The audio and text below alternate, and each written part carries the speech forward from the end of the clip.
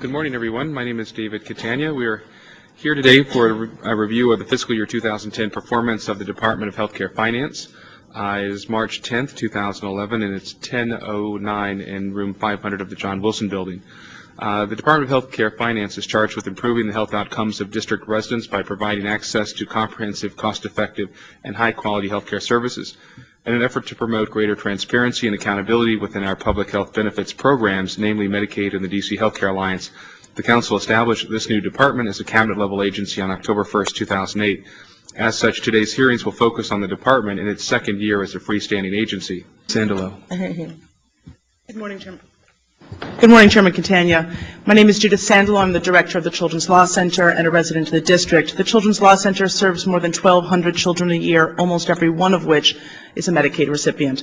I want to start by thanking you for the way you conduct these oversight hearings. I have to say that your staff's willingness to let us come in and read the responses makes it much easier for us to do our jobs, and it really is a model for the council, so thank you for that. During the past several years under former Director Julie Hudman, we've been very encouraged by the real progress made by the Department of Healthcare Finance. We've had a chance, my staff and I, to meet with Mr. Turnage. We're very encouraged by his candor and willingness to work with us, and so we have high hopes for the future under his leadership. I am concerned, however, about the 36% vacancy rate in staffing at the agency. We understand that they've been allowed to fill up to a 20% vacancy, and I'm here today in part to ask that the council work with the city administrator to see if we can actually let them fill all of their vacancies. Obviously, they're extremely important to the revenue and well-being of the city. My written testimony addresses 4 different issues, all of which are very high priority to children: fixing the fragmented mental health system, developing a system for providing oversight and accountability to the MCOs, moving forward on the ACO, the Administrative Service Organization, and improving work with sister agencies. But I'm only today going to use my time to talk about the oversight of the managed care organizations because it is in such trouble.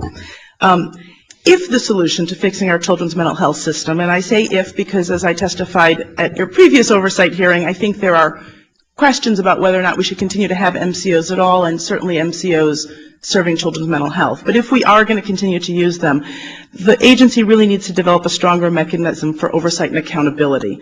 DMH has estimated that between 14 and 20% of children in the district have an emotional or behavioral disorder, yet the district's public mental health system, both the MCOs and the provider network itself, are serving just slightly over 5% of children in the district. A recent study by RAND Corporation found that many MCOs authorize only a limited number of mental health visits, which often doesn't adequately meet a child's mental health needs. It's particularly troubling given that there is an expansive right to services under federal Medicaid law. The report also revealed, and this is, I think, perhaps the most important, disturbing statistics about the mental health care of children enrolled in the Health Services for Children with Special Needs, which we call HSCSN. Nearly 66% of the children in HSCSN qualify for their services based on mental health or developmental disorder diagnoses.